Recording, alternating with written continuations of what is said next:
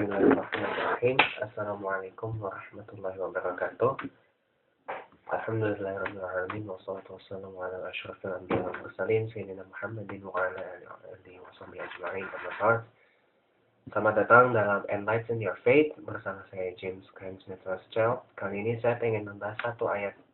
Kali ini Enlighten Your Faith tampil berbeda dengan nuansa yang lebih Islami sesuai dengan apa yang agama yang saya menjadi Islam.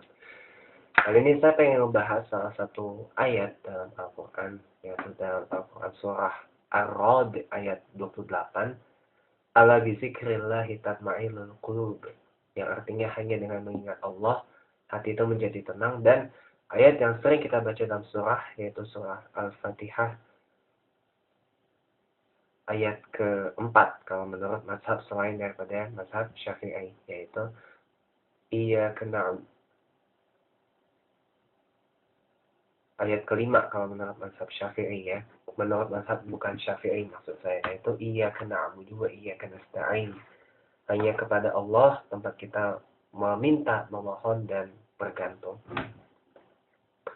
Nah, para pemirsa sekalian yang mulia, dalam surah Al-Quran surah Ar-Ra'd ayat 28 itu dijelaskan dengan jelas bahwa hanya dengan mengingat Allah hati itu menjadi tenang. Ala bizikrillah tatma'innul qulub. Dengan berzikir, dengan mengingat Allah, hati itu menjadi tenang sekali. Ya. Kenapa kita masalahnya begini Pak pemirsa, sekarang ini semua orang yang ada di dunia ini terkena penyakit gampang gelisah, terkena penyakit galau. Padahal galau itu kepanjangannya adalah God always listening and understanding. Tuhan itu selalu mendengarkan dan memahami hamba-hambanya. Nah, kenapa kok kita bisa terkena penyakit seperti itu?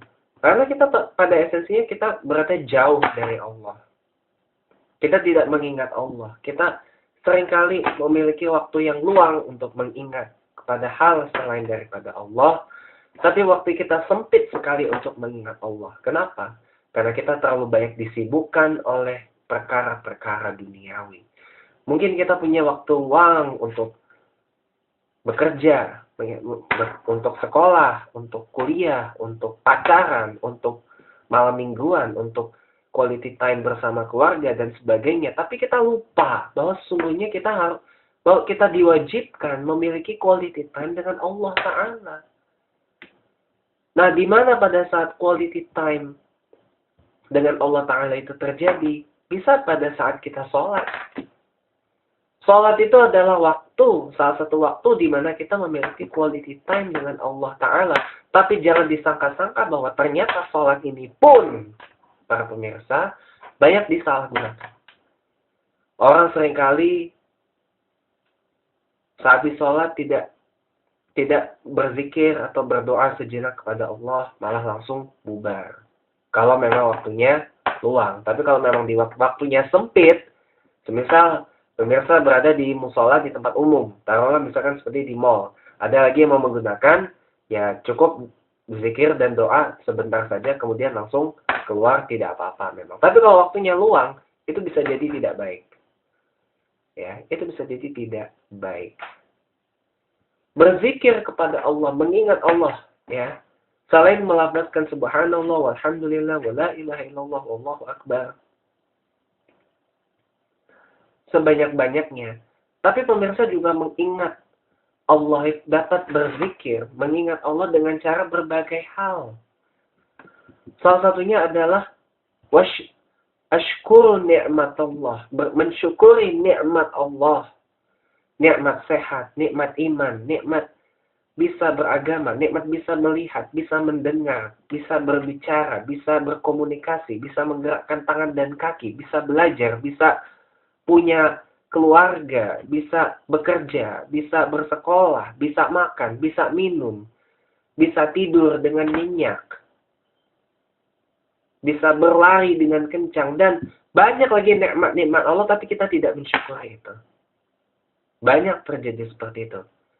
Kata Allah dalam surat Ibrahim dikatakan bahwa la in syakartum la azidanakum wa la in kafartum inna 'adzabi lasyadid. Perbanyaklah bersyukur, niscaya akan Allah tambahkan kenikmatan kepada hamba-hambanya. Tetapi kalau kamu kufur, maka azab yang pedih akan ditambahkan oleh Allah Subhanahu wa taala. Kira-kira seperti itu artinya. Maka daripada itu pemirsa, banyak sekali terjadi kekufuran di mana-mana. Di dunia ini banyak sekali di mana-mana. Karena orang pada dasarnya tidak tahu Allah itu tidak tahu ya mereka hidup itu karena siapa. Dan seringkali orang gelisah. Orang berharap itu kepada makhluk, kepada sesuatu yang tidak pasti, kepada makhluk, kepada manusia, kepada benda. Berharapnya. Padahal manusia dan benda memiliki keterbatasan. Kenapa tidak berharapnya kepada Allah? Seperti yang tertera dalam surah Al-Fatihah, Iyyaka na'budu wa iyyaka nasta'in. Hanya kepada Allah lah tempat hamba-hamba, tempat kami bergantung, tempat kita bergantung, memohon, meminta, memanjatkan apa yang menjadi hajat kita. Kenapa kita justru berharapnya kepada manusia, kepada benda yang memiliki keterbatasan dan tidak pasti? Ud'uni astajib lakum. Mintalah kepada Allah, pasti Allah kabulkan. Banyak minta kepada Allah, ya. Banyak minta kepada Allah. Dan salah satu ayat Al-Quran juga mengatakan kira-kira artinya seperti ini. Mintalah kepada Allah dengan sabar dan sholat. Sabar. Mintalah kepada Allah. Allah itu sebaik-baiknya tempat kita bergantung, tempat kita memohon, dan tempat kita berharap. Kalau berharap kepada manusia, wajar jika banyak orang menyebut, orang ini PHP, pemberi harapan palsu gitu. Wajar. Karena manusia tidak pasti. Manusia punya keterbatasan dan manusia memiliki kelemahan tersendiri. Pemirsa. Tapi kalau kita berharapnya kepada Allah, percayalah dengan saya. Percayalah dengan para alim ulama yang lain. Bahwa Allah itu 100% bukan zat yang PHP. Allah tidak pernah memberikan harapan palsu kepada hambanya. Allah memberikan harapan yang pasti kepada setiap hambanya. Asalkan dia mau dekat dengan Allah dengan hati yang tulus. Barang siapa yang mendekat kepada Allah, maka Allah akan mendekat kepada hambanya. Tapi barang siapa yang menjauh dari Allah, Allah itu akan makin jauh dari hambanya. Allah bukan zat yang PHP. Allah tidak pernah memberikan harapan palsu kepada hambanya. Allah mungkin punya maksud baik di balik tertolaknya atau mungkin di balik tertundanya terkabulnya doa kita. Karena Allah tahu apa yang dibutuhkan oleh hambanya. Allah bukan zat yang tidak adil kepada hambanya. Allah tidak pernah membenci dan tidak sayang pada hambanya. Allah sayang kepada hambanya. Tetapi Allah tahu. Tetapi Allah memiliki pengetahuan yang lebih daripada hambanya.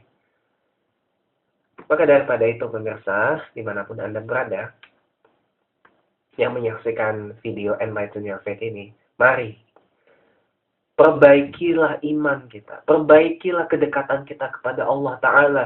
Jika saat ini pemirsa menjauh dari Allah Subhanahu Wa Ta'ala, dekatkanlah diri pemirsa kepada Allah Ta'ala.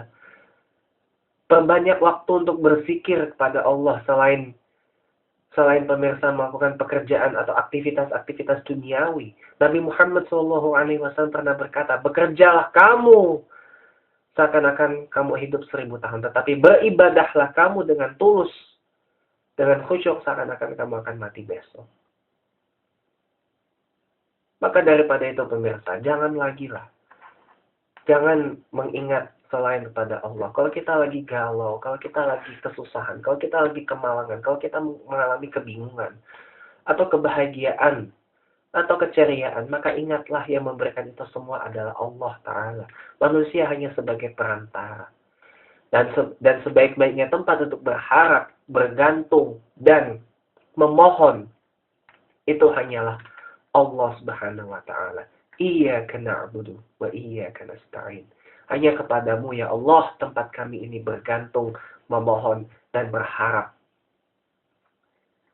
Maka cermatilah itu baik-baik. Sekali lagi, jangan pernah berharap kepada manusia, jangan pernah berharap yang berlebih kepada manusia, karena manusia adalah zat yang tidak pasti, zat yang memiliki kelemahan, dan zat yang tidak bisa dipastikan harapannya bakal terwujud atau tidak.